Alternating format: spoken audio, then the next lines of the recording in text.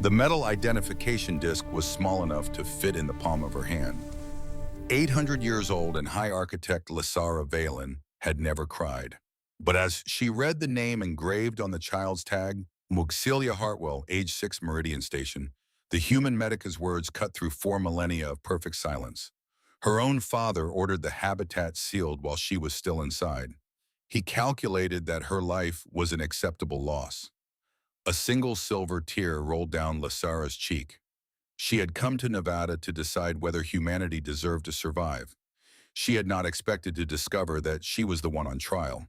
3 days earlier, Lysara's ship had descended into the Nevada restricted zone with a singular purpose to witness the noise of a dying species before signing their execution order. The observation deck of the luminous Hegemony scout vessel hung suspended between dimensions, neither fully in real space nor folded into the quantum slip. Through the translucent hull, the Nevada restricted zone spread below like a canvas of human failure. Dust, ash, the skeletal remains of what the territorial maps called Forward Operating Base Crucible, though there was nothing forward about it anymore, and the only operation occurring down there was the slow decomposition of metal and bone under a sun that had witnessed 800 years of similar scenes across 1,000 different worlds. High architect Lysara Valen stood at the viewport, her hands clasped behind her back in a posture she had maintained for so long it had calcified into permanent muscle memory. 3 billion neural signatures pulsed through her consciousness like a second heartbeat, each one a thread in the vast tapestry of the Thorn sector's collective memory. She was not merely a keeper of records. She was the archive itself, a living repository of every birth, every death, every moment of significance across 43% of the galaxy's functional relay network. She was 800 years old. She had seen 6 species pruned from the galactic community, their FTL access severed, their civilizations left to wither in isolation or consume themselves in the slow burn of resource wars and territorial madness. Each time she had been the one to compile the final report. Each time her signature on the document had been steady, untroubled by doubt. This time her hand had hesitated over the holographic interface for 3 full seconds before she had withdrawn it entirely and requested permission to conduct field observation. The High Council had been surprised. High architects did not conduct field observations.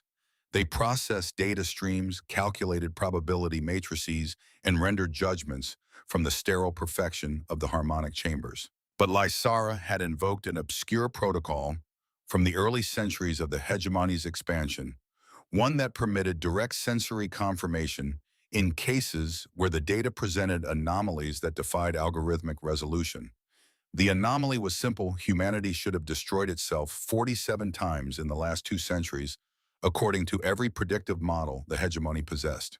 Yet they persisted. Loud, chaotic, discordant bleeding across star systems like a wound that refused to close, but persistent nonetheless. Lysara needed to see the noise up close before she signed the order that would silence it forever. The ship's navigation intelligence spoke directly into her neural architecture, bypassing the need for audible language. Approach vector calculated. Atmospheric entry in 90 seconds. Probability of iron shard detection, 11%. Probability of Terran mandate detection, 6%. Recommended altitude for observation, orbital. Lysara sent the correction through the same neural pathway, her thoughts translating into command protocols without the intermediary step of speech. Negative. Descend to combat zone altitude. I require proximity observation. The intelligence hesitated a pause that lasted precisely 1.3 seconds. That constitutes unacceptable risk to the Thorn Sector archive. Lysara's reply was final. If I am signing a death warrant for 8 billion sentient beings, I will look them in their dying eyes first. Descend. The ship obeyed. The Nevada landscape rose to meet her with all the terrible intimacy of a lover's approach. She could see individual craters, now each one a monument to some tactical miscalculation or desperate last stand. The remains of armored columns stretched across the desert floor like the scattered teeth of some massive predator. Here and there, the fused glass of plasma strikes caught the afternoon sunlight and reflected it back in colors that had no business existing in nature: electric violets, bruised golds, the sick green of irradiated sand. The air outside the hull was thick with particulate matter. the atmosphere choked with the residue of 3 years of continuous warfare between the Terran Mandate and the Iron Shard Confederation. Both sides claimed they were fighting for humanity's future. Both sides left nothing but graves in their wake. Lysara descended lower, her ship's adaptive camouflage bending light and radar signatures around its mercury-smooth hull. She was 200 meters above the desert floor when the Iron Shard interceptors emerged from the dust cloud like sharks rising from murky water. They had been waiting. Somehow, despite every stealth protocol, despite technology that predated human civilization by millennia, they had known she would come. The first railgun slug tore through the ship's port stabilizer before the automated defenses could even register the threat. The second and third strikes followed in a cascade that spoke of coordination of targeting data shared across multiple firing solutions simultaneously. The Shard pilots were good. They had learned, adapted, evolved their tactics by feeding on the wreckage of every engagement they survived. Lysara felt the ship dying around her, felt the phase matter hull beginning to lose cohesion as the reactor core struggled to maintain the quantum field that held the vessel's exotic matter in stable configuration. She had perhaps 12 seconds before catastrophic failure. She could have activated the emergency fold protocol, could have disappeared back into quantum slip, and returned to the flagship with minor damage and a perfectly valid reason to render her judgment from the safety of orbital space. Instead, she locked the navigation controls and aimed the dying ship toward the largest crater she could see on the desert floor below. If she was going to witness the noise, she would do it from the ground, surrounded by it, drowning in it. The impact was not an explosion. It was a transformation. The ship's remaining phase matter folded inward on itself, creating a gravity well that pulled the surrounding sand and rock into a new configuration. When the distortion field collapsed, it left behind a crater. Within a crater, the walls fused into obsidian glass that caught the fading daylight and held it like a black mirror, reflecting something from the other side of reality. Lysara was pinned beneath a slab of her own ship's hull, the phase matter slowly losing its exotic properties and becoming something closer to ordinary metal as the reactor's field decayed. Her left leg was crushed. Her side bore a puncture wound from a piece of structural support that had transformed into a spear during the crash.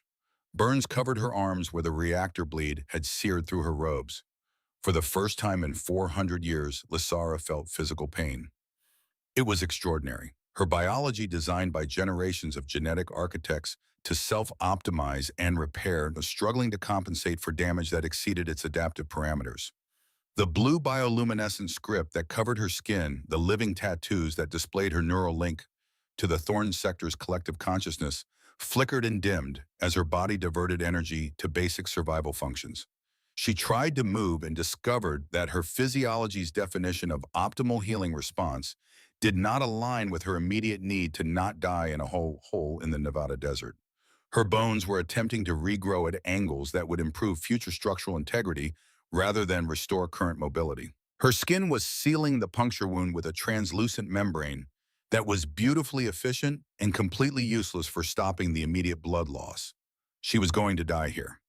800 years of careful accumulation of memory, 3 billion neural signatures, 43% of the galaxy's communication infrastructure, all about to evaporate because she had needed to see the noise up close. The poetry of it was not lost on her. 400 years ago, she had killed an entire species of poets because their beauty had made her feel inadequate. Now she would die because of her own inadequate curiosity, and there would be no one to write elegies for the architect who forgot how to architect her own survival. Then she heard the footsteps. They were uneven, heavy, the rhythm of boots on broken ground, human gait patterns favoring the left leg slightly. Single individual, moving with purpose, but without the coordinated precision of a military patrol. The footsteps stopped at the edge of the crater. Lysara turned her head, the movement sending fresh signals of damage through her nervous system, and looked up at the human standing above her. He was 42 years old, give or take 2 years based on the cellular degradation visible in his skin and the silver threading through his dark brown hair. His uniform bore the insignia of the Terran Mandate Medical Corps, but the patches were faded and the fabric was stained with substances that spoke of prolonged field deployment in conditions where resupply was a fantasy and survival was negotiated day by day. His eyes were the color of storm clouds, gray with flecks of darker concern, and they were looking at her with an expression she had not seen directed at her in 8 centuries. He was looking at her like she was a patient, not a god. "Easy now," he said, his voice carrying the particular rasp of someone who had breathed too much smoke and dust. "I'm coming down. Don't try to move." He descended into the crater with the careful precision of someone who had navigated unstable terrain before his medical kit already in his hands, before his boots hit the fused glass. He dropped to his knees beside her and immediately began assessing her injuries with hands that moved with practiced efficiency. Lysara's neural link to her ship's database was failing, but she had enough connectivity to access the Terran Mandate's public personnel records through the local communication lattice. The name resolved in her consciousness, Dr. Brennan Cross, field medic, dishonorably reassigned to forward operating base Crucible following refusal to follow evacuation protocols during the Meridian Station incident. She knew the details. She had reviewed them as part of her assessment of human tactical doctrine. During a shard assault on Meridian Cross, had been ordered to abandon the combat zone during a catastrophic habitat failure. He had refused, stayed behind in a condemned sector, and attempted an unauthorized rescue. The official report stated he had compromised mission effectiveness by disobeying direct evacuation orders. The mandate had court-martialed him for insubordination and sent him here to the Nevada wasteland, where the life expectancy of medical personnel was measured in weeks. That had been 7 months ago. Brennan Cross was still alive, still carrying his medical kit, still looking at the wounded, with eyes that suggested he had not yet learned that some patients were not worth saving. "You're in bad shape," he said, pulling trauma shears from his kit and beginning to cut through the shimmering fabric of her robes. "That puncture wound is deep, and I'm seeing burns that suggest reactor exposure. I need to stabilize you before I can move you." Lysara found her voice, though it emerged as little more than a whisper. The resonance that usually characterized her species' speech reduced to something almost human. "You know what I am." It was not a question. Her physiology was obviously non-human, her skin bearing the telltale translucence and script markings of Celestian biology. Brennan paused in his work just long enough to meet her eyes. "I know you're bleeding out. Everything else is secondary to that fact." He applied a sterilization field to the puncture wound, the device humming as it began to scan her cellular structure. His brow furrowed as he read the diagnostic data. "Your biology is trying to evolve past the injury instead of just healing it," he muttered. "That's going to be a problem. I'm going to use a human flux suture. It might not be compatible with your physiology, but if I don't seal this wound in the next 90 seconds, compatibility is going to be a moot point." "You should leave me," Lysara said, the words emerging with difficulty. "My people will come. They will assume you captured me. They will kill you." Brennan didn't look up from his work. "Yeah, well, I've got a bad habit of not leaving patients behind. It's why I'm here instead of somewhere comfortable.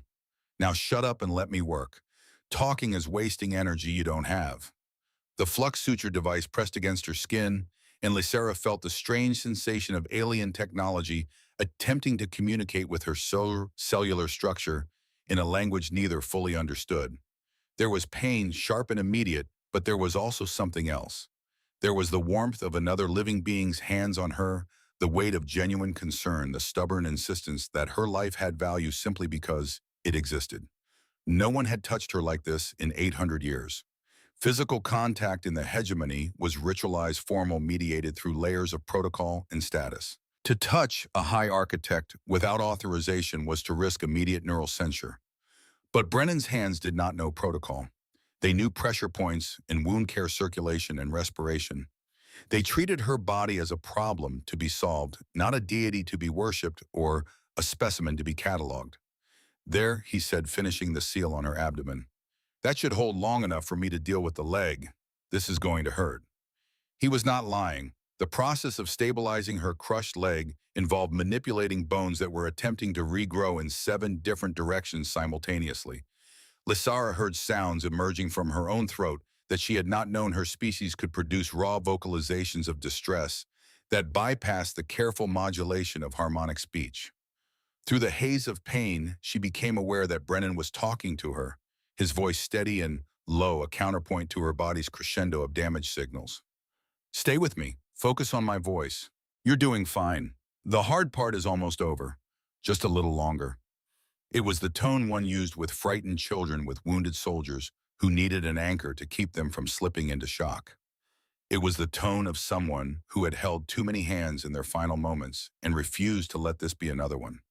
The pain crested and began to recede as the stabilization field locked her leg into proper alignment. Lysara's breathing, which had become ragged and irregular, slowly found a more sustainable rhythm. Brennan sat back on his heels, his hands stained with her silver blood, and looked at her with an expression of cautious satisfaction. All right, you're stable for now, but we need to move. The Iron Shard saw your ship go down and they're going to send a ground team to confirm the kill. There's a bunker about half a kilometer from here deep enough that their scanners won't pick up biosignatures. Can you walk? Oh, no, Lysara admitted. Then I'll carry you. He slid an arm under her knees and another behind her shoulders, lifting her with a grunt of effort. She felt impossibly light in his arms, her bones hollow with exotic matter that was slowly reverting to ordinary calcium as her ship's quantum field faded entirely. Why are you doing this? She asked as he began the slow climb out of the crater. You must know what I am, what I represent. Brennan adjusted his grip, his breath coming harder now with the exertion. Right now, you're a patient who needs care. That's the only thing that matters. We can have a philosophical discussion about galactic politics after I get you somewhere safe. The bunker was a relic from an earlier war, one of the Cold War installations that had been buried in the Nevada desert decades before humanity had achieved FTL travel. It sat deep in the tectonic bedrock, lined with lead shielding and reinforced with gravity plates that had stopped functioning generations ago. It smelled of stagnant air and the metallic tang of old machinery slowly oxidizing in the darkness. Brennan lowered Lysara onto the single cot in the corner, a piece of furniture that had seen better decades and was now held together primarily by rust and optimism. He set his medical kit on a nearby crate and began unpacking supplies. Welcome to my 5-star accommodations, he said, his attempt at levity undercut by the exhaustion evident in his movements. The room service is terrible and the minibar is stocked exclusively with expired nutrient bars, but the thermal shielding is excellent. Lysara looked around the bunker, her eyes adjusting to the dim blue emergency lighting that flickered from panels older than most nations. This place is primitive. It's got character, Brennan replied, and more importantly, it's invisible to orbital thermal mapping. The shard could turn the surface into glass and we'd be fine down here. Uncomfortable, but fine. He approached her with a portable scanner, the device chirping in protest as it attempted to make sense of her multi-layered DNA structure. I'm going to need to monitor your vitals. Your cellular regeneration is already starting to work, but it's going in directions that don't make anatomical sense. I need to make sure you're not optimizing yourself into a corner. You speak as if you understand Celestian physiology. I don't, Brennan admitted, but I understand trauma, and I understand that a body under stress will sometimes make decisions that prioritize long-term survival over immediate function. I just need to make sure your body doesn't kill you while it's trying to save you. He pulled out an injector loaded with a clear fluid. This is a broad-spectrum analgesic. It's designed for humans, but according to your ship's database leak, Celestians are 64% compatible with human biochemistry. The side effects might include neural link fluctuation and disinhibited speech patterns. You accessed my ship's database. Your ship broadcast a compatibility packet before it died. I'm guessing it was trying to facilitate first contact protocols. I only got fragments, but it was enough to give me a baseline for treatment. He paused, the injector hovering near her neck. Do I have your consent? The question surprised her. Consent was not a concept that typically factored into emergency medical treatment in the scenarios she had observed. Most species simply assume cooperation in life-threatening situations. But Brennan was waiting, his gray eyes steady, and Lysara realized that her answer mattered to him in a way that transcended mere protocol. Yes, she said. The injector pressed against her neck, and she felt the cool rush of medication entering her bloodstream. The pain began to recede almost immediately, replaced by a pleasant floating sensation that reminded her of the early stages of harmonic meditation. But Brennan had been correct about the side effects. She could feel her neural link to the thorn sector becoming unstable, the carefully maintained barriers between her individual consciousness and the collective memory beginning to blur. Tell me, she heard herself saying, the words emerging without the usual filters of diplomatic necessity. Why did you stay at Meridian Station? You knew the habitat was collapsing. You knew the evacuation order was tactically sound. Why sacrifice your career for an unauthorized rescue attempt? Brennan sat down on a crate across from her, pulling out one of the nutrient bars he had mentioned and tearing the wrapper with his teeth. Because leaving people behind to die alone is something I'm not capable of doing. The mandate can court-martial me for a lot of things, but they can't make me stop believing that every life has value. Even when staying it meant condemning yourself to this, she gestured weakly at the bunker around them. Especially then. He chewed slowly, his expression distant. I've been a field medic for 11 years. I've seen what happens when we start calculating acceptable losses, when we reduce people to numbers on a tactical display. It's a short trip from we can't save everyone to we don't need to train. I refuse to take that trip. Lysara felt something shifting in her chest, a sensation that had nothing to do with her injuries and everything to do with the quiet conviction in Brennan's voice. You are a fool. Probably. He finished the nutrient bar and crumpled the wrapper. But I'm a fool who can sleep at night, and that's worth more than rank. The ground above them shuddered, a distant boom of orbital artillery echoing through the bunker's walls. The Iron Shard was beginning their final sweep of the sector, erasing anything that might have survived the initial bombardment. Brennan stood up, moving to check the bunker's structural integrity. We've got about a week's worth of supplies down here. Maybe less if the air filters start failing. By then, the shard should have moved on to the next target, and your people will probably have come looking for you so. They will come with weapons, Lysara said, the analgesic making her words loose and unguarded. When they find me with you, they will assume the worst. They will assume you are a captor, not a savior. Then I guess we'll have to convince them otherwise. Brennan returned to his crate and pulled out a small metal object from his pocket. You wanted to know why I stayed at Meridian. This is why. He placed the object in her hand. It was a military identification disc, the kind worn by all Terran personnel. But this one was small, designed for a child. The name engraved on it read, Celia Hartwell, age 6, Meridian Station Residential Sector. I found her in the rubble of Habitat Dome 7, Brennan said quietly. She loved to draw birds. Had a whole sketchbook full of them species from Earth that she'd never seen in person, just copies from the station's database. Sparrows and eagles and hummingbirds. He paused, his hands clenched into fists. The habitat was collapsing. Major Kate Hartwell, her father, had already ordered the dome sealed from the outside to prevent the fire from spreading to adjacent sectors. Standard protocol sacrificed the few to save the many. He gave the evacuation order himself. Leave immediately, no exceptions. I got the order over tactical comms. Every able-bodied person get out now. But I saw her tag first. Hartwell. His daughter was still inside the dome he'd just condemned. Lysara's fingers tightened around the disc. She was trapped under a support beam. Brennan continued, his voice hollow. I could have left. Could have saved myself, followed orders like everyone else. But when I looked at her, I didn't see a tactical decision. I saw a girl who drew birds. A girl whose own father had written her off as acceptable loss. So I stayed. Lysara's neural pathways were processing the horror of it, the mathematical precision of a man ordering his own child's execution in the name of strategic necessity. Did she survive? No, the beam had crushed her spine. The habitat integrity was failing too fast. I held her hand while she died, and she told me about a bird called a cardinal. Red feathers and a black mask. She asked me to tell her daddy she wasn't scared. The silence in the bunker was total, broken only by the distant rumble of the bombardment above. When I got out, Brennan said, his voice barely above a whisper, Hartwell had me court-martialed, not for disobeying the evacuation order, for compromising the mission by attempting an unauthorized rescue. He never mentioned that I was trying to save his daughter, never acknowledged it in the official reports. Maybe he couldn't. Maybe admitting I tried to save Celia would mean admitting he was the one who killed her. Lysara stared at the disc in her hand, and for the first time in 400 years, she felt something break inside her chest. It was not a physical injury. It was the sound of a carefully constructed wall beginning to develop cracks, the beginning of a structural failure that would take down everything she had built her identity upon. This is not a data point, she whispered. No, Brennan agreed. It was a life. A short one, an interrupted one, but a life nonetheless.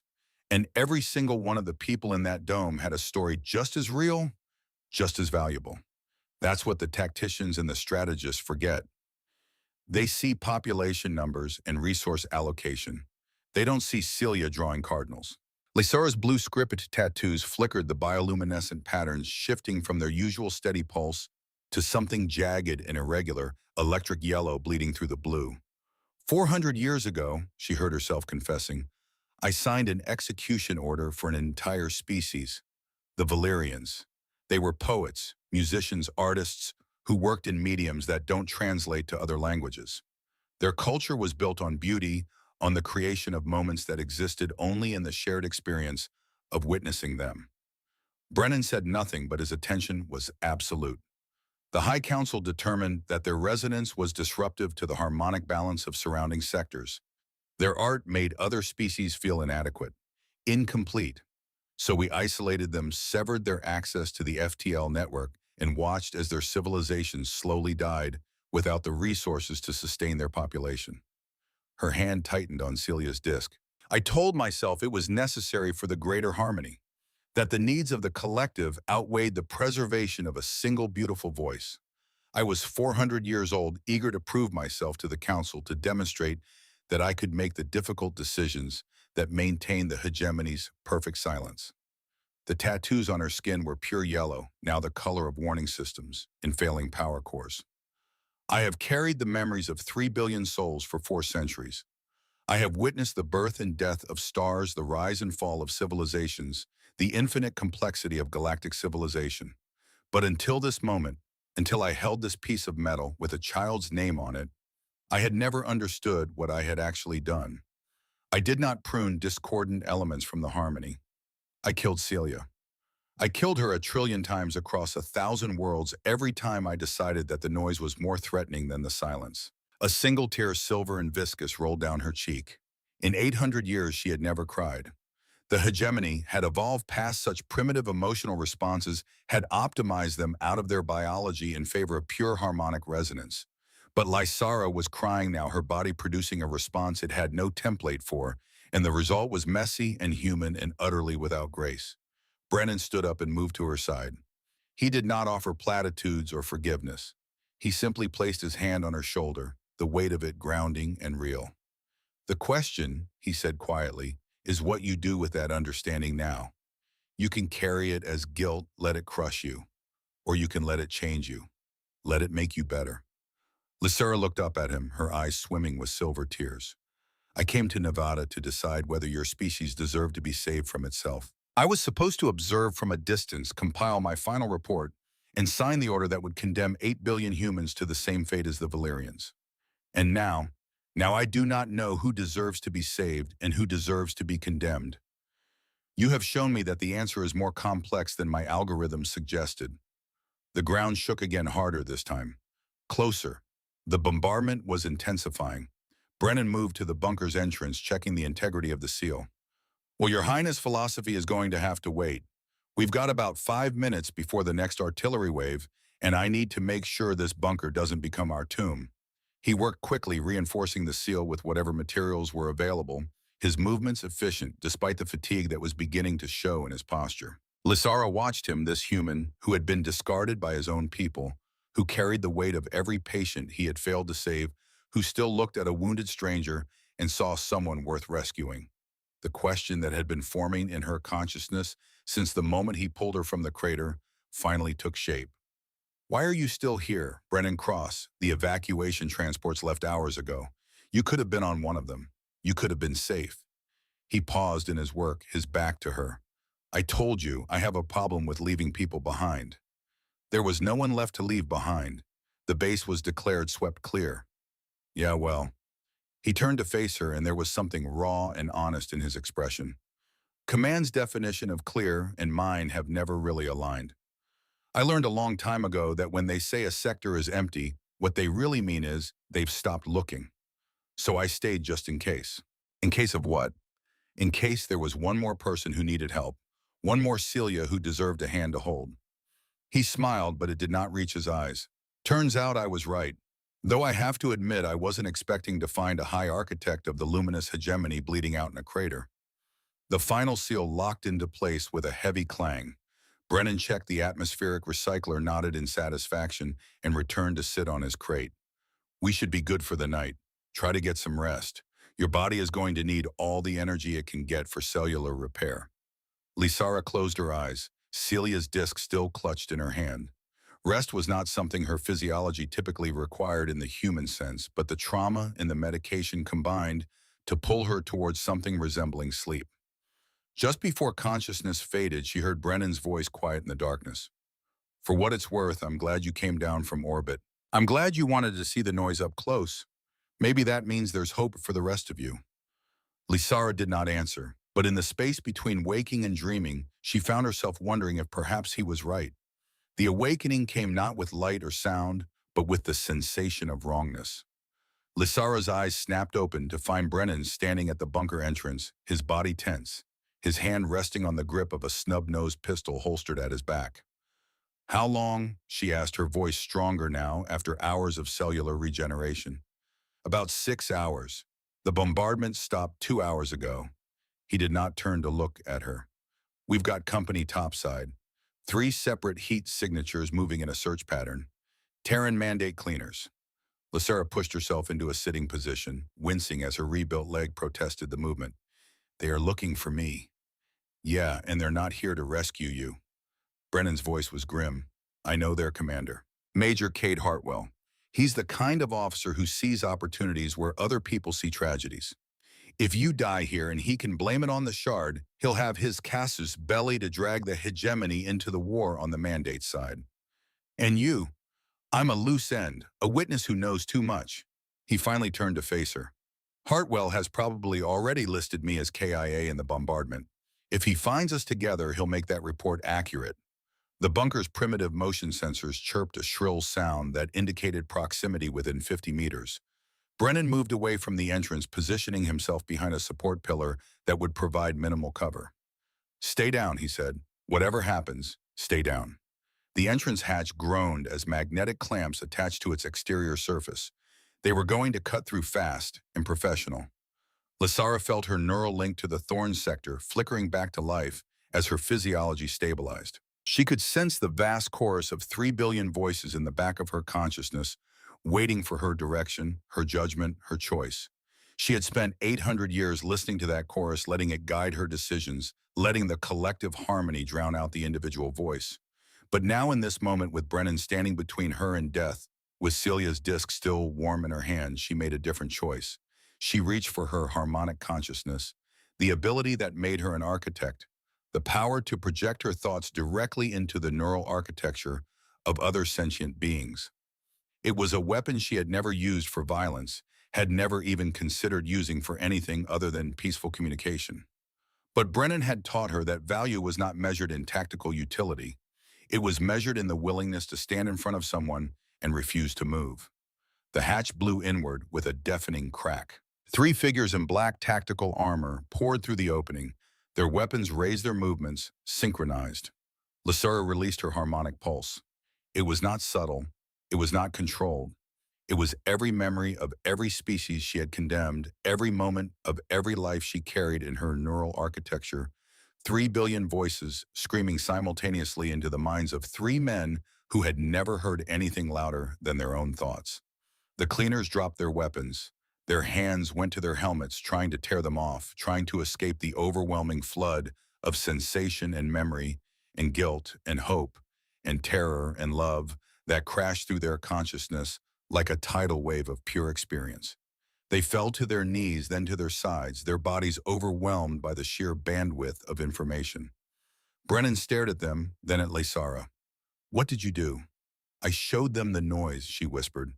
But the effort had cost her. Her tattoos were flickering wildly, her body temperature spiking as her biology struggled to compensate for the massive energy expenditure. I showed them Celia. I showed them the Valyrians. I showed them every choice that led to a child dying alone. She tried to stand and her leg gave out.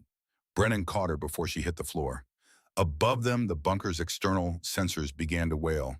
A different kind of alert. A signal pattern that made Brennan's face go pale. Hegemony vessel, he said. Your people found the pulse. Lysera nodded weakly. They will teleport us to the flagship. Both of us. And then I will face judgment for what I have done, for contaminating myself with discord, for refusing to maintain the harmony. She looked up at him, her silver eyes cleared despite her exhaustion. For choosing the noise. Will they hurt you? They will erase me, reset my neural architecture, remove the last 6 days from my memory, turn me back into the high architect I was before I met you. Brennan's grip on her tightened. Like hell they will. The air in the bunker began to shimmer, the telltale sign of a teleportation lock engaging. They had perhaps 10 seconds before the transport beam activated. Lysara reached up and touched Brennan's face, her fingers leaving traces of silver blood on his skin. You asked why I came down from orbit, why I needed to see the noise up close. Yeah, because I was afraid that if I signed the execution order from a distance, I would be able to tell myself it was necessary, that it was for the greater good, that 8 billion voices silenced would be acceptable if it preserved the harmony. Her hand trembled against his cheek. But you cannot sign a death warrant when you are looking into the eyes of the condemned. You taught me that. The shimmer intensified. 5 seconds. I will not let them erase you, Brennan said. I don't know how I'm going to stop them, but I swear to you I will find a way. You are one human medic facing the accumulated power of 4,000 years of galactic civilization. Yeah, well, he smiled that same tired, defiant smile she had seen in the crater. I've got a bad habit of not knowing when to quit. The teleportation field enveloped them both and the Nevada bunker dissolved into white light. Lysera's last thought before the transport completed was not of the judgment that awaited her. It was of Celia's disc, still clutched in her hand, and of the man who had shown her that the value of a life could be measured in the time it took to draw a single bird. She had come to Nevada to decide whether humanity deserved to survive. But in the darkness of a forgotten bunker, with the weight of 3 billion souls pressing against her consciousness, and the warmth of one stubborn medic's hand in hers, she had discovered a far more important question. Did she deserve to survive if she condemned them? The answer she realized as the white light consumed everything was no. The transition from matter to energy to matter again was not instantaneous. Lysera existed for 3.7 seconds, in a state of pure quantum information, her consciousness distributed across the hegemony flagship's teleportation matrix, like a signal searching for a receiver. In that suspended moment between locations, she was everywhere and nowhere, her neural link to the Thorn sector expanding to encompass the entire vessel. She felt them, all of them. 2,317 Celestians aboard the flagship Oculus, each one a perfect note. In the harmonic symphony, each consciousness synchronized to the collective in a way that produced zero discord, zero friction, zero deviation from the designated resonance frequency. It was beautiful. It was suffocating. It was everything she had spent 800 years maintaining, and for the first time in her existence, it sounded like death. Then the teleportation completed, and she was solid again, her body reforming on a platform of translucent white material that felt like frozen water beneath her feet. Brennan materialized beside her, his hand instinctively reaching for his sidearm before he registered that they were no longer in immediate danger. His eyes widened as he took in his surroundings. The interior of the Oculus did not obey conventional spatial geometry. The chamber they stood in appeared to be a simple sphere, perhaps 20 meters in diameter, but Lysara could see corridors extending in directions that should not exist within three-dimensional space hallways that curved upward and somehow ended at the floor doorways that led to rooms larger than the vessel that contained them. The walls were not metal or composite. They were grown a bone-like substance etched with flowing script that pulsed with soft blue light. The air tasted of high altitudes and ozone scrubbed, so clean it made human lungs ache with its purity. Surrounding the platform stood 12 High Wardens, their armor flowing silver rather than the gold of command rank. Their helmets were smooth obsidian plates that reflected the room back at Lysara in distorted, accusatory curves. They did not move, did not speak, but their presence was a wall of judgment that pressed against her consciousness with almost physical weight. Then the circle parted and High Warden Erix stepped through. Lysara had known Erix for 600 years. They had trained together in the harmonic academies, had served on the same evaluation committees, had stood side by side as young architects, learning to carry the weight of billions. Where Lysara had been assigned to the Thorns sector, Eric's had taken responsibility for the Meridian Reach, a quieter region where his methodical precision and unwavering adherence to protocol had maintained perfect harmony for 5 centuries. His armor was pristine silver, unmarked by combat or wear, etched with script that spelled out the fundamental theorems of harmonic balance. His face visible through the transparent section of his helmet was exactly as she remembered elegant, ageless bearing, the characteristic swept-back ears and too long proportions of their species. His eyes were silver flat and reflective, showing nothing of the consciousness behind them. He looked at her with the clinical detachment of a physician examining a contaminated sample. Architect Lysara Valen, he said, his voice a thought broadcast that bypassed sound entirely and spoke directly into her neural architecture. You have been synchronized with discord. You are leaking. Your resonance is fractured. Lysara felt Brennan tense beside her, his hand still resting on his empty holster. The wardens had not taken his weapon during transport, which meant they did not consider him enough of a threat to bother disarming. He was an irrelevance, a piece of biological debris that had been accidentally scooped up along with the primary target. She stepped forward, placing herself between Brennan and Eric's. The movement was instinctive, protective, and she saw Eric's eyes narrow slightly at the gesture. High Warden, she said, forcing her voice into the modulated harmonics of formal address, despite the exhaustion still clinging to her cellular structure. I request formal acknowledgement of medical necessity. This human treated injuries that would have resulted in my cessation. He is owed protection under the codes of intervention. The codes do not apply to discord agents, Eric's replied. Analysis of your neural signature indicates contamination by individual consciousness patterns. You have allowed a lesser species to disrupt your harmonic integrity. The human is not a savior. He is a vector of infection. Brennan's jaw tightened, but he said nothing. Lysara could feel the tension radiating from him, the carefully controlled fury of a man who had heard himself reduced to a disease vector before. He saved my life, Lysara said. He compromised your function. Eric's gestured, and two of the wardens moved forward, their hands raised.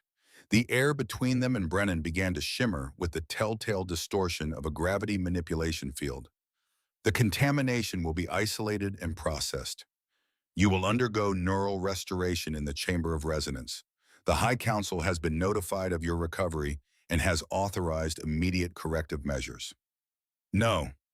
The word emerged from Lysara's throat with more force than she had intended, the harmonic resonance of it sending visible ripples through the air. The wardens hesitated. Eric's tilted his head, the gesture so slight it barely qualified as movement. Clarify your statement. Architect, I refuse restoration. I refuse isolation of the human.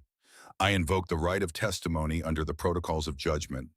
The silence that followed was absolute. The right of testimony was ancient, dating back to the early centuries of the hegemony's expansion, when architects had occasionally needed to defend their evaluation methodologies before the High Council. It had not been invoked in 3,000 years. Most Celestians assumed it had been deprecated along with the other relics of a more chaotic era. But Lysara had spent 800 years studying the protocols, and she knew that deprecated was not the same as abolished. Eric stared at her for a long moment. Then he turned to the nearest warden and spoke in a frequency too high for human hearing, but perfectly clear to Lysara's augmented senses.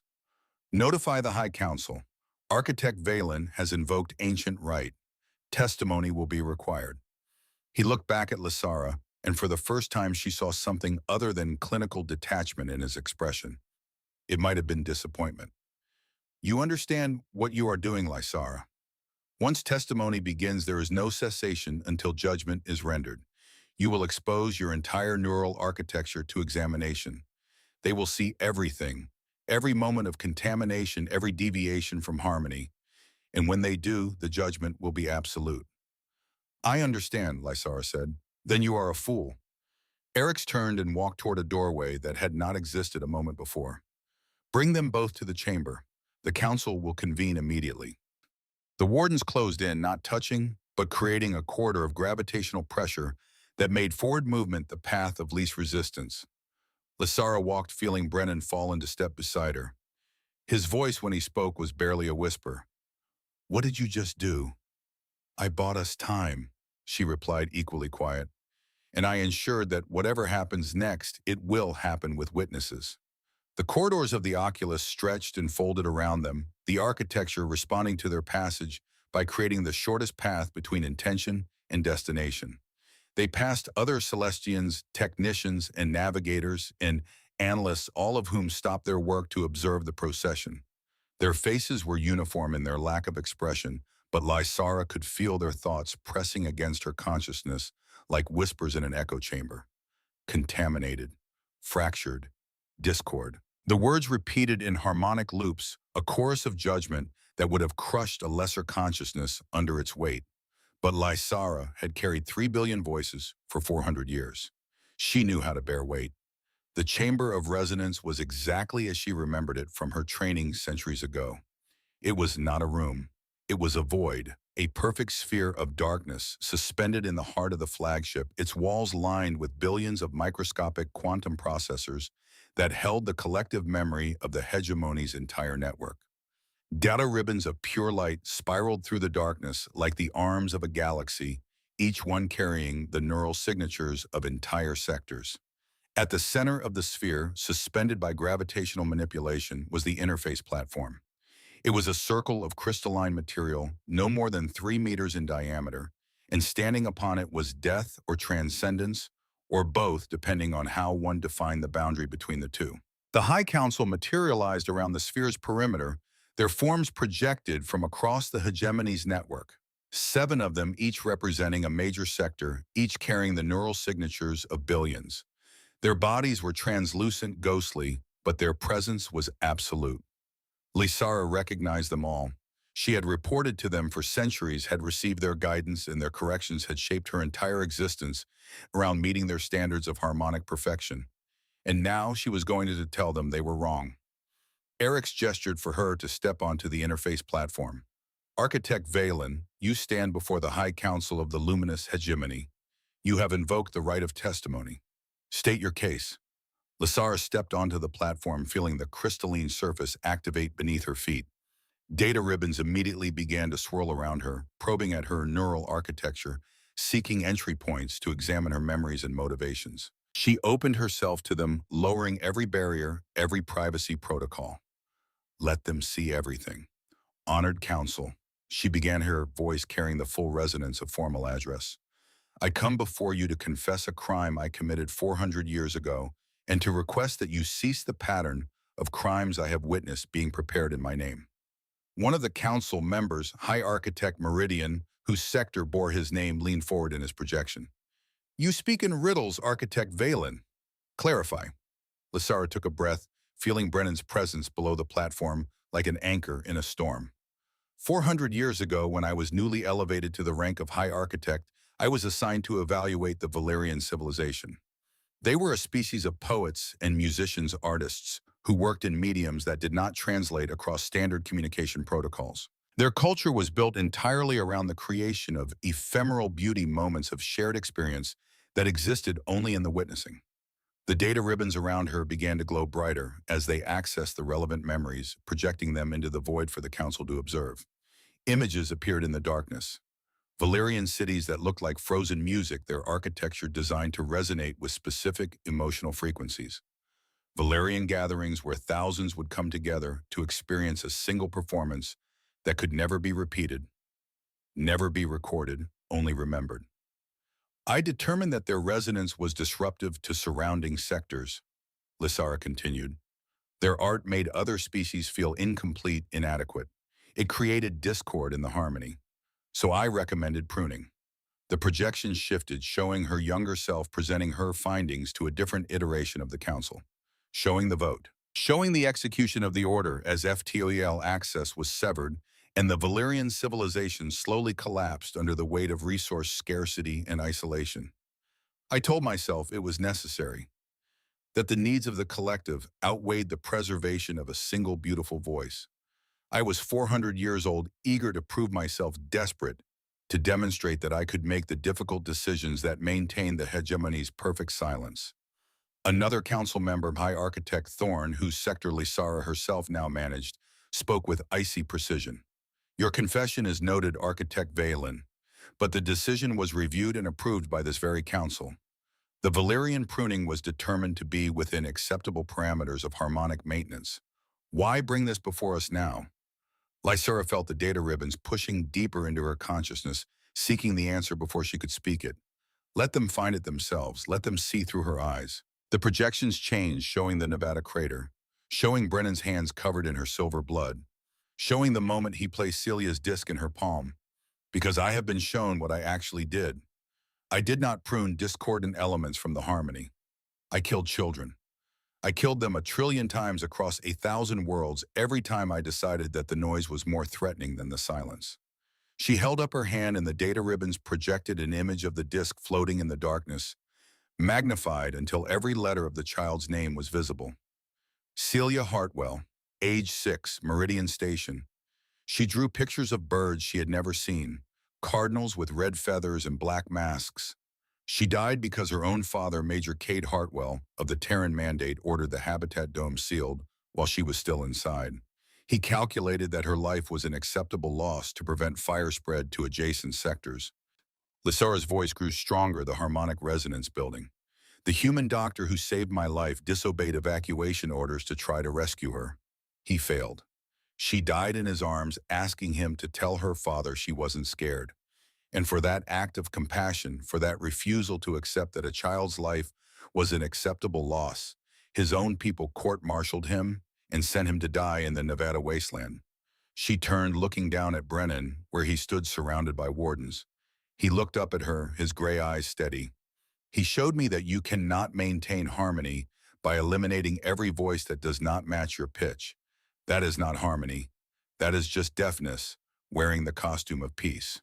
High Architect Meridian's projection flickered with what might have been anger. You dare to judge 4,000 years of carefully maintained balance based on the ravings of a single contaminated primitive architect Valen. You are not well. The neural restoration will cleanse these distortions from your consciousness. I am well for the first time in 800 years, Lysara replied, and I am not alone in my contamination. She released the memory she had been holding back, the one the data ribbons had not yet reached because she had buried it so deep. The moment in the bunker when she had used her harmonic consciousness as a weapon, flooding the Mandate cleaners with the full weight of her memories. The projection showed the 3 soldiers falling to their knees, their minds overwhelmed by the sudden influx of 3 billion voices. It showed them weeping, their carefully maintained tactical composure, shattered by the simple experience of feeling what they had done, who they had killed, what they had chosen to ignore. When I showed them the noise, Lysara said, when I let them experience just a fraction of what I carry, they did not reject it. They did not fight it. They wept. They felt. They became more than soldiers following orders. They became conscious of their choices. She turned back to the council, her tattoos blazing yellow, now the color of warning and transformation. You wish to restore me to harmonic balance, but I have seen what that balance costs. The Valyrians are gone. Their music exists only in my memory, and when I am reset, it will be lost forever. Every species we have pruned, every voice we have silenced, every Celia we have deemed acceptable loss, all of it will disappear into the perfect silence you call harmony. And I refuse to let that happen. The council was silent. The data ribbons had stopped their probing, frozen in mid-spiral, as if uncertain how to process what they had witnessed. Then High Architect Thorne spoke, his voice like ice cracking. Architect Valen, you are proposing the dissolution of the fundamental principle upon which the luminous hegemony was founded. You are suggesting that 4,000 years of peace have been purchased through genocide. These are not the words of a contaminated consciousness. These are the words of sedition. Yes, Lysara said simply, they are. The chamber erupted in light as all 7 council members projected their full presence, simultaneously, their voices merging into a singular harmonic command that crashed against Lysara's consciousness like a physical wave. You will submit to restoration. The decision is absolute. The harmony must be maintained. Lysara felt her knees buckling under the assault, felt her neural architecture beginning to fragment under the pressure of 7 wills pressing against one. The data ribbons coiled around her like serpents, seeking to force their way into her consciousness and begin the reset process manually. Below the platform, she heard shouting, Brennan's voice raw and furious, cutting through the harmonic assault with simple human rage. Get away from her, she said. No, that means no, you bastards. One of the wardens moved to restrain him, and Brennan did something incredibly stupid and utterly predictable. He fought back. His fist connected with the warden's faceplate, the impact producing a sharp crack that was absurdly loud in the resonant chamber. The warden barely registered the blow, but the disruption was enough. The council's united focus wavered for a fraction of a second, and in that gap, Lysara found her voice. Halt. The word was not speech. It was a harmonic pulse at a frequency reserved for emergency cessations, the sonic equivalent of a dead man's switch. Every Celestian in the chamber froze, their neural links automatically responding to the command before conscious thought could override the reflex. In the sudden silence, Lysara spoke, her words measured and clear. You wish to know if I am contaminated by discord? The answer is yes. You wish to know if I have been compromised by individual consciousness? The answer is yes. You wish to know if I have abandoned the principles of harmonic balance that have guided me for 8 centuries? The answer is yes. She stood straighter, ignoring the pain in her leg and ignoring the exhaustion that still clung to her cellular structure. But you have not asked the question that matters. You have not asked if I am willing to accept restoration. And the answer to that question is no. High Architect Meridian's projections solidified his form, becoming almost corporeal in its intensity. You do not have a choice, Architect Valen. The restoration is not a request. It is a medical necessity. Without it, you will deteriorate.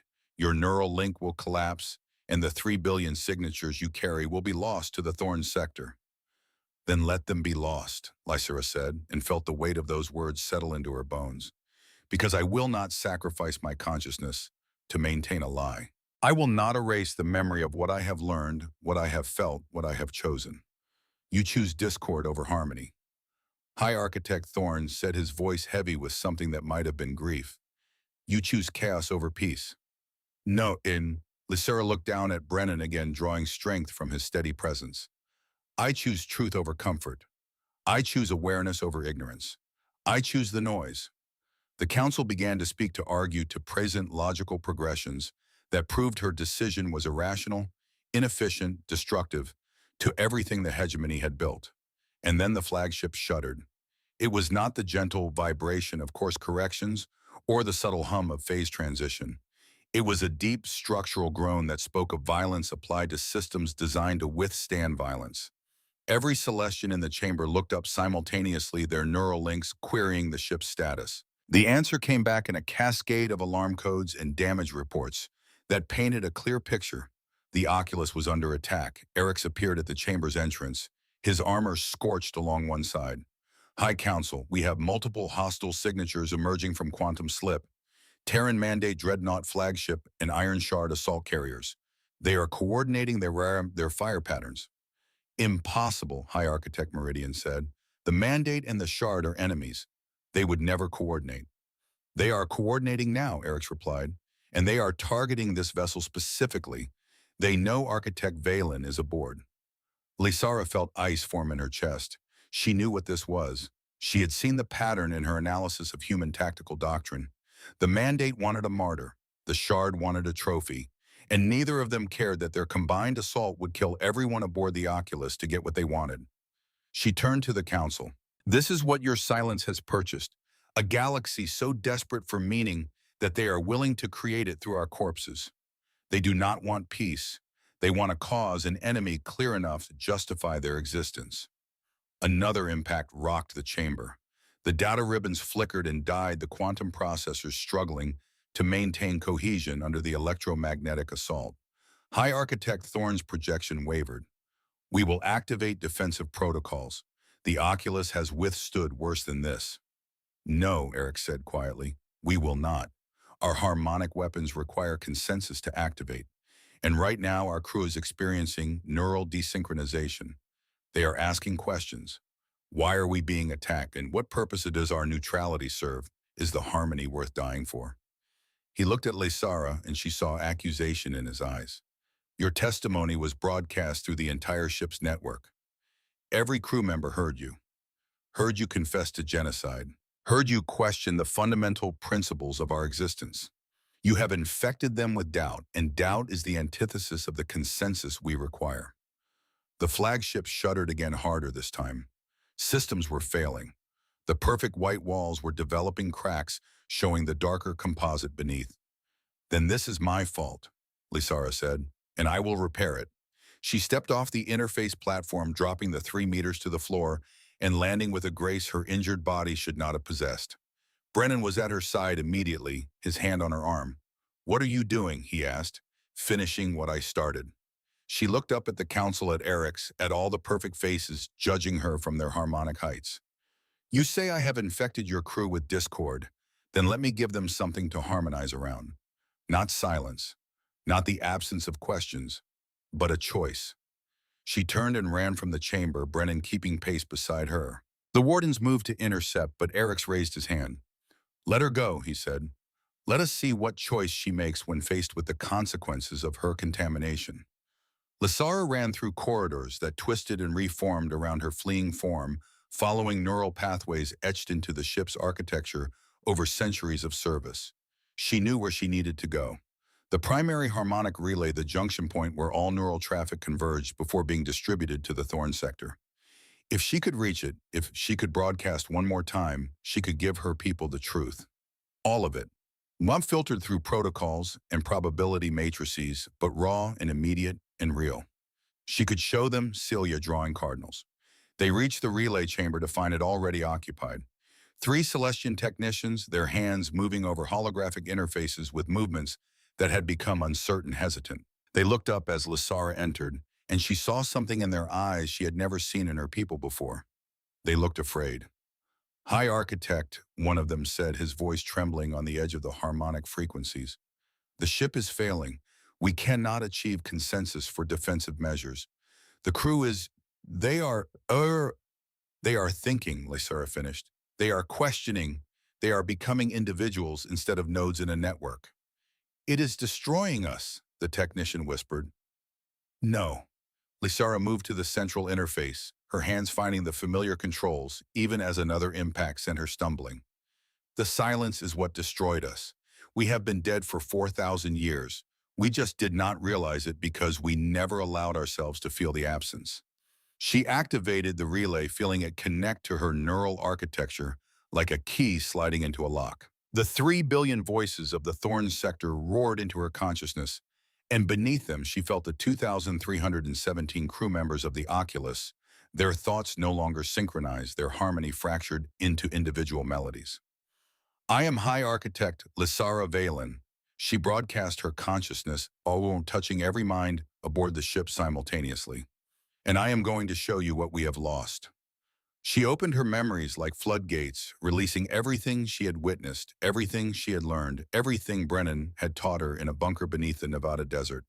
The Valerian genocide, the Meridian massacre, Celia's disc, the warmth of human hands covered in blood, working to save a life simply because it existed. She showed them her confession, her guilt, her transformation from judge to judged. And beneath all of it, she posed a single question that echoed through 2,317 minds. If we silence every voice that makes us uncomfortable, what songs do we have left to sing? The response was immediate and overwhelming. Not consensus, not harmony, but a cascade of individual reactions, each one unique, each one real. Fear and anger and grief and hope and confusion and wonder, all of it flooding through the neural network in a chaotic symphony that had no structure, no organization, no carefully maintained balance. It was noise. Beautiful, terrible, honest noise. And in the midst of it, Lysara felt something break. Not in her consciousness, but in the collective architecture that bound the hegemony together. The harmonic fields that maintained perfect synchronization across billions of minds flickered and failed, unable to process the sudden influx of individuality. 3 billion voices stopped singing in unison. 3 billion voices started singing alone. The flagship groaned as its crew, for the first time in their lives, had to coordinate through spoken language rather than shared thought. It was clumsy, inefficient, slow. It was choice. Lysara felt Brennan's hand on her shoulder, grounding her as the flood of sensation threatened to overwhelm her consciousness. Lysara, he said, his voice barely audible over the alarms that were now screaming through the ship. The vessel's failing.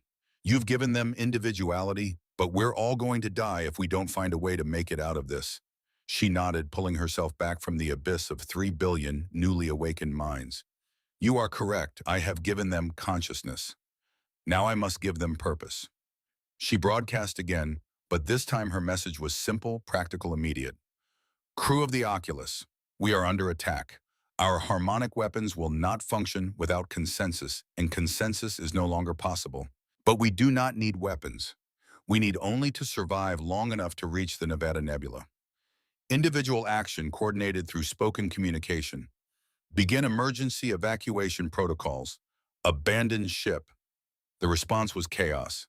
But it was purposeful chaos, directed chaos that moved toward a goal rather than simply spiraling into entropy.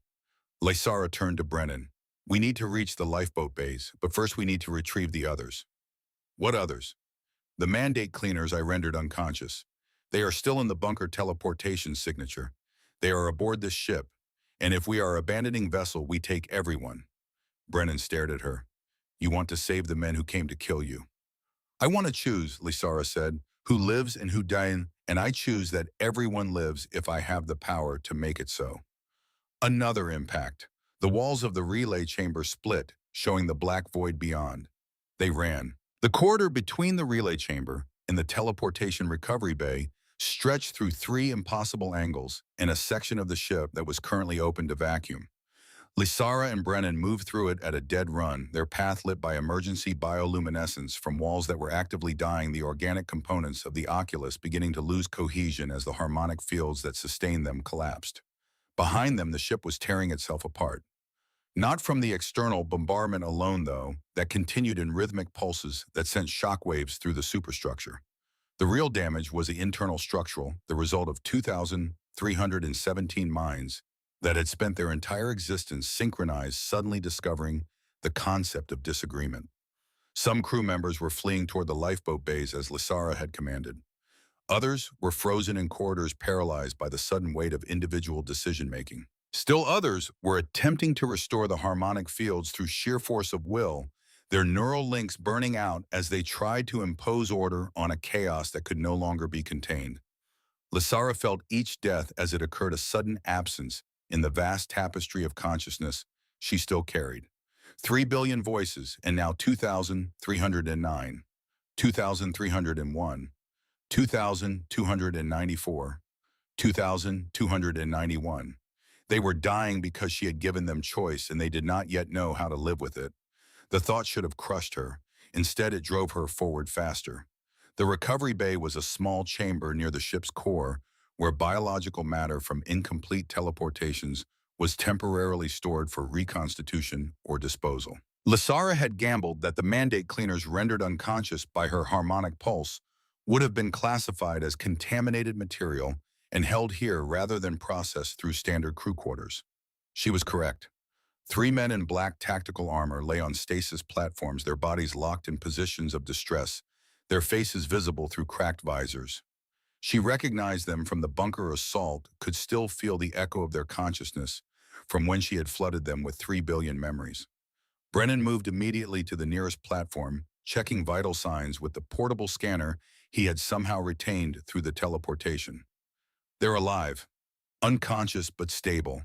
Neural activity is all over the place, though. Whatever you did to them, they're still processing it. They are experiencing what I carry, Lysara said, moving to deactivate the stasis fields. Every memory of every species we have pruned, every moment of every life we deemed acceptable loss. It is a weight that should be shared. The stasis fields dropped. The 3 cleaners remained unconscious, but their bodies began to move, twitching and trembling as their minds continued to process the impossible burden of sensation. We cannot carry them all, Lysara said, looking at Brennan. Not without. The door behind them exploded inward. Not from bombardment, but from a precisely applied gravity pulse. High Warden Eric stood in the breach, his silver armor scorched black along the right side, his helmet cracked to reveal one eye burning with something that might have been fury or grief or both. Enough, he said, and his voice was no longer a harmonic broadcast, but actual speech words shaped by a throat that had not used them in 600 years. The sound was raw, uncontrolled. I have watched you destroy 4,000 years of peace in a single day, Lysara. I have watched our crew descend into chaos. I have watched wardens weeping like human children because you showed them emotions they were never designed to feel. He raised his hand and between his fingers materialized a spear of black light. Not harmonic energy, but something older, a deletion weapon from the early wars before the hegemony had achieved its perfect silence. It was designed for one purpose: to erase a neural signature from existence, to unmake consciousness itself. I will not let you spread this disease further, Eriks continued. The High Council has granted me authority to terminate your contamination with extreme prejudice. You will be deleted. The human will be deleted, and we will restore the harmony before it is too late. Lysara stepped forward, placing herself between the deletion spear and Brennan. Then delete me, old friend. But know that when you do, you will erase the only memory of the Valyrians that still exists. You will silence the last voice of every species we have pruned. You will complete the genocide I began 400 years ago. Eric's hand trembled. The spear flickered. They were already dead, he whispered. You cannot kill what has already ceased.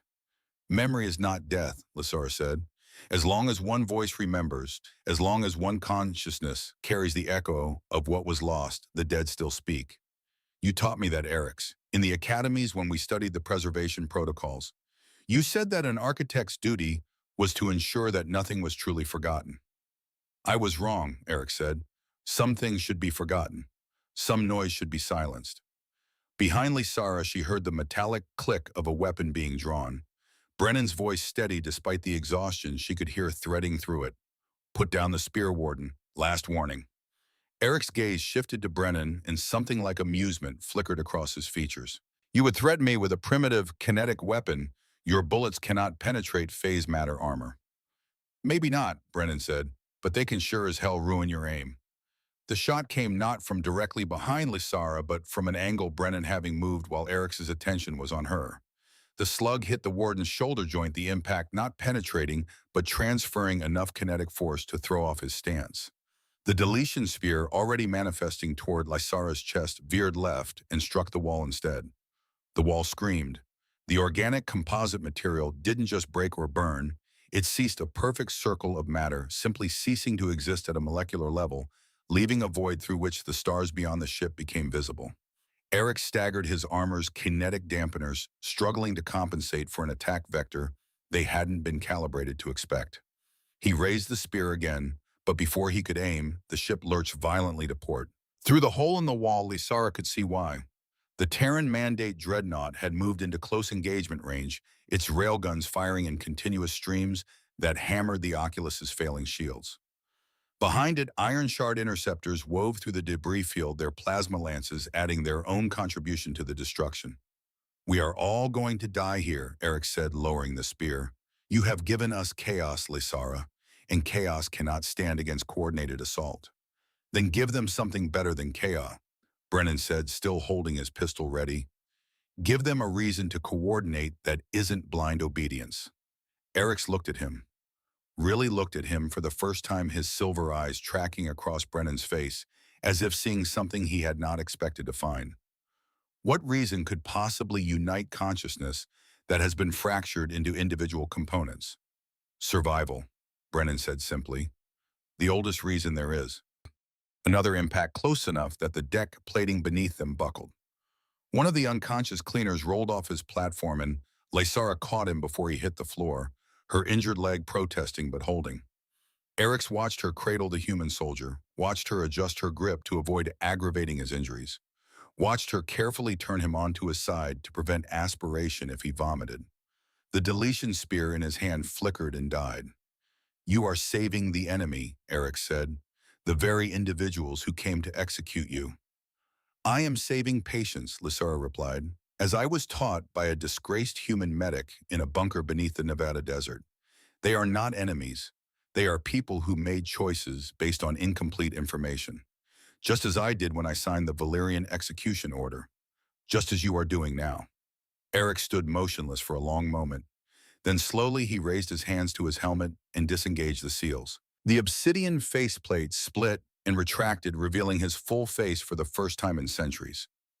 His expression was not peaceful. It was fractured, torn between 600 years of conditioning and the brutal simplicity of the choice Lysara had placed before him. I remember, he said, his voice breaking on the words. I remember being afraid. Before the academies, before the optimization, before I learned to subsume my consciousness into the harmonic whole. I was 11 years old, over 700 years ago now, and my genetic architect parents were explaining that I would be elevated to training, that I would become something greater than individual existence. And I was afraid. He looked at his hands as if seeing them for the first time. When did we forget that fear was proof of life rather than evidence of malfunction? The ship groaned around them, a deep structural sound that spoke of imminent catastrophic failure. Through the neural link that still bound them all, Lysara felt the crew's panic rising, individual voices calling out in confusion and terror. She made her decision. Eric's, she said, her voice carrying the full weight of 800 years of authority. I am going to the primary relay one more time. I am going to use the last of the ship's power to broadcast a final harmonic pulse. It will not be consensus. It will not be control. It will be a heartbeat, a rhythm they can follow without sacrificing their individuality. Will you help me? Eric's looked at the unconscious soldiers at Brennan, with his primitive weapon at Lysara standing in the ruins of everything they had built together. Then he nodded. I will help you, but only if we evacuate everyone. The conscious, the unconscious, the willing and the unwilling. If we are choosing life over harmony, then we choose it for all. Agreed, Lysara said. They moved as a unit, Eric's using his armor's enhanced strength to carry two of the cleaners while Brennan and Lysara supported the third between them. The journey to the lifeboat bay was a nightmare of collapsing corridors and failing gravity fields, but they were not alone. Other crew members, having finally grasped the concept of coordinated individual action, were helping each other toward the evacuation points. Lysara saw a young technician, barely a century old, carrying an injured warden twice her size. She saw navigation specialists manually rerouting power to maintain life support in occupied sections. She saw for the first time in Celestian society people helping each other, not because the harmony demanded it, but because they chose to. The lifeboat bay was chaos.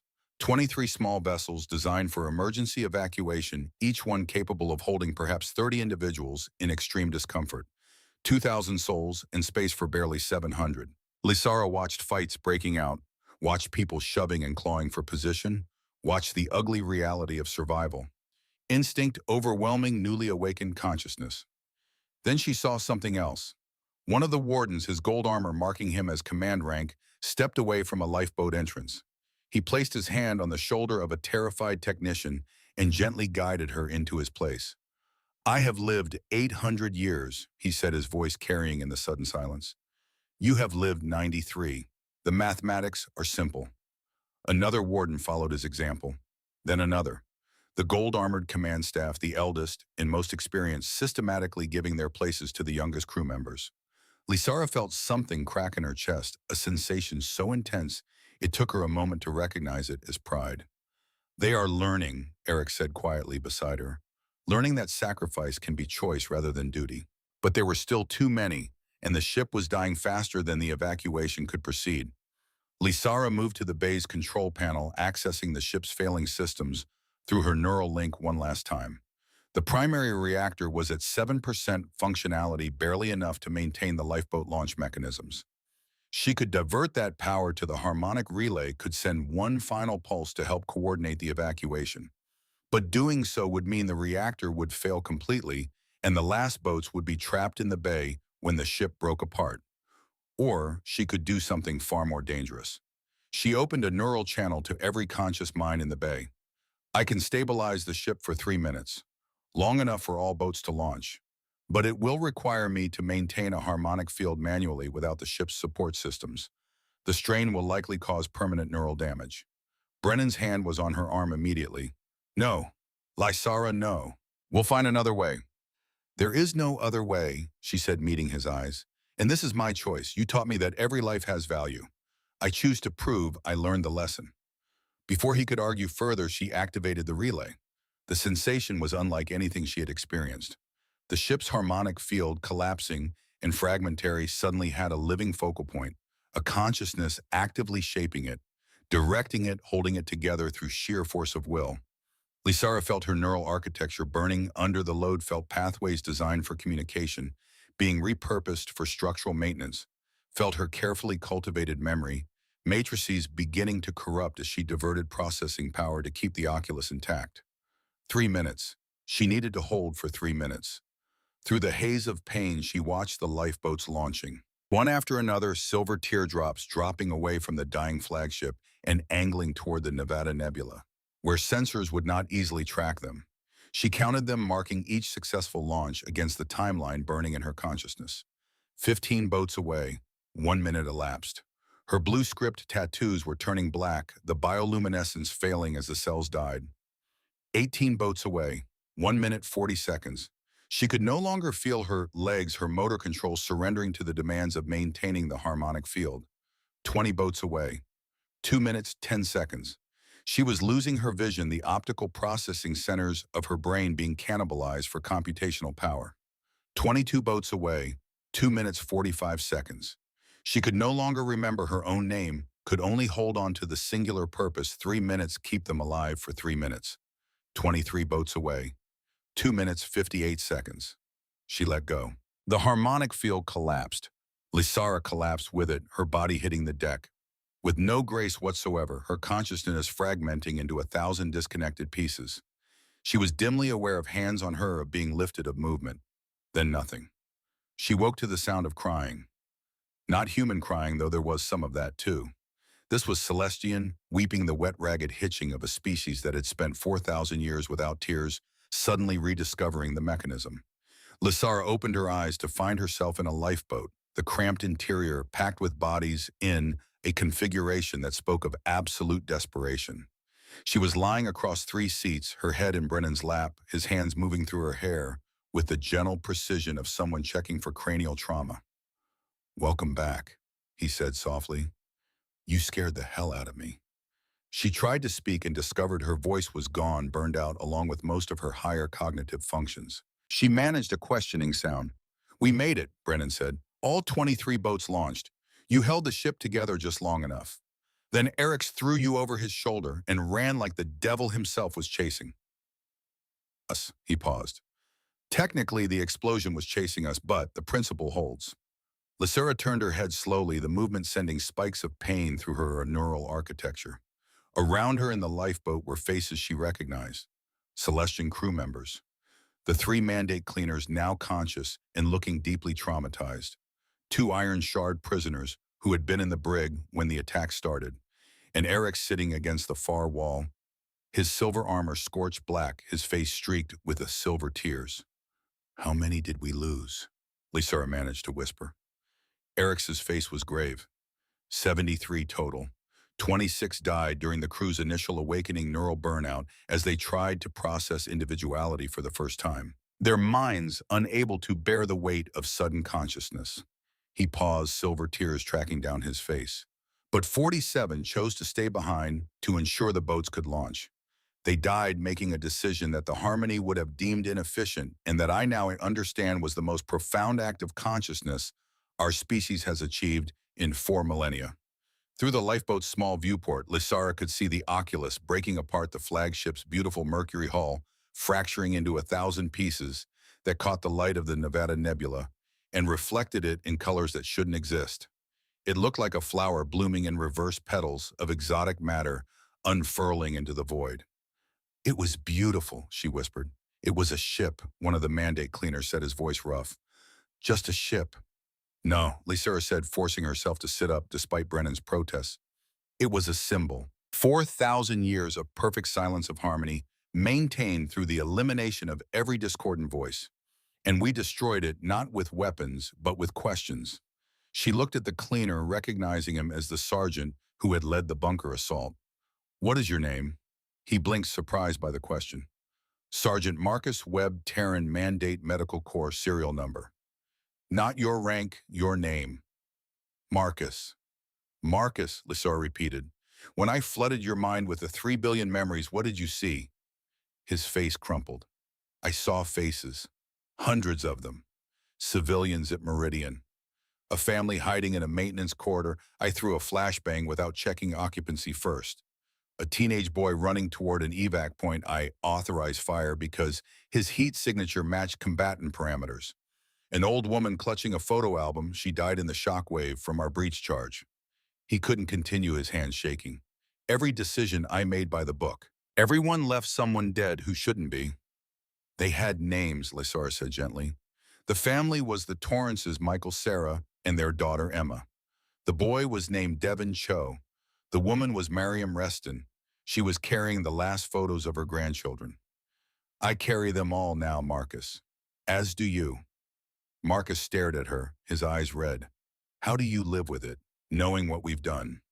By choosing differently from this moment forward, Lysura said, by ensuring that the weight we carry changes how we act, not just how we feel. She looked around at the cramped interior, at the mix of species and allegiances and former enemies packed together in a space designed for half their number. We are alive because we chose cooperation over protocol. We are here because 47 individuals decided that the collective good was worth individual sacrifice. But they made that decision themselves without harmony, forcing the choice. She felt strength returning to her voice. This is what consciousness looks like. Messy, painful, inefficient, and more beautiful than any harmonic field could ever be.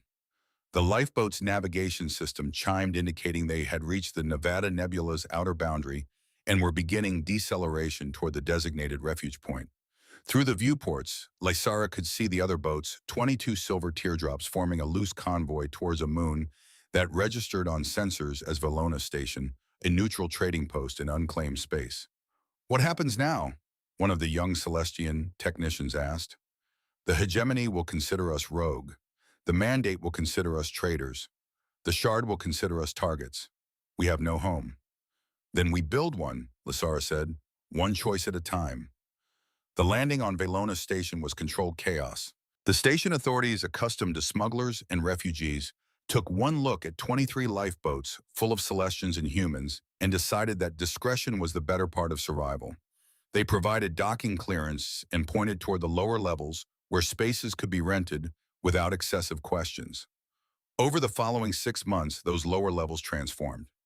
What had been empty shipping containers and abandoned storage facilities became something new. A clinic, a shelter, a community built by people who had nothing in common except that they had all chosen to survive together.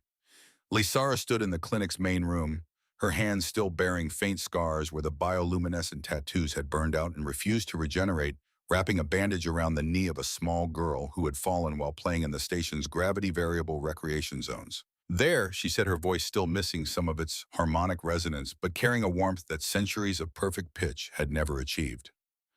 Good as new, but try to be more careful in the low-gravity sections. Your bones are still developing. The girl, perhaps 5 years old with red hair and freckles, looked up at her with wide eyes. Are you an angel? My mom says you came from the stars. Lysara smiled, the expression still feeling new on her face. No, sweetheart, just someone who learned to listen. 800 years too late, but better late than silent.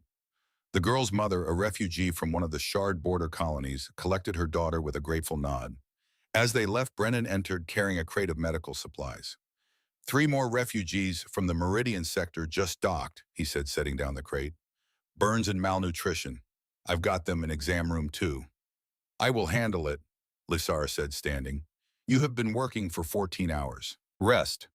Says the woman who held a starship together with her brain for 3 minutes. Brennan replied, but there was affection in his voice.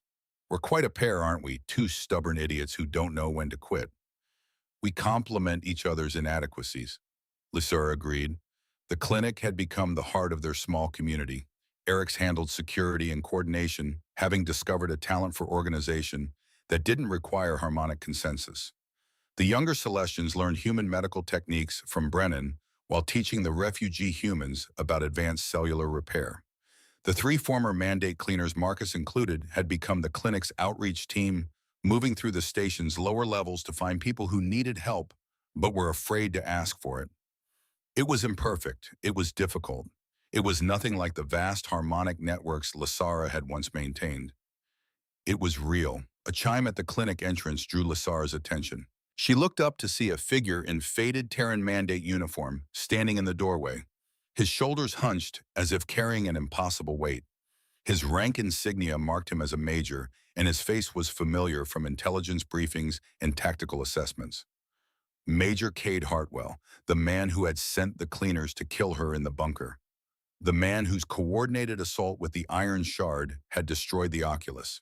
The man who had sealed a habitat dome with his own daughter inside. Brennan's hand moved toward his sidearm, but Lysara placed her hand over his.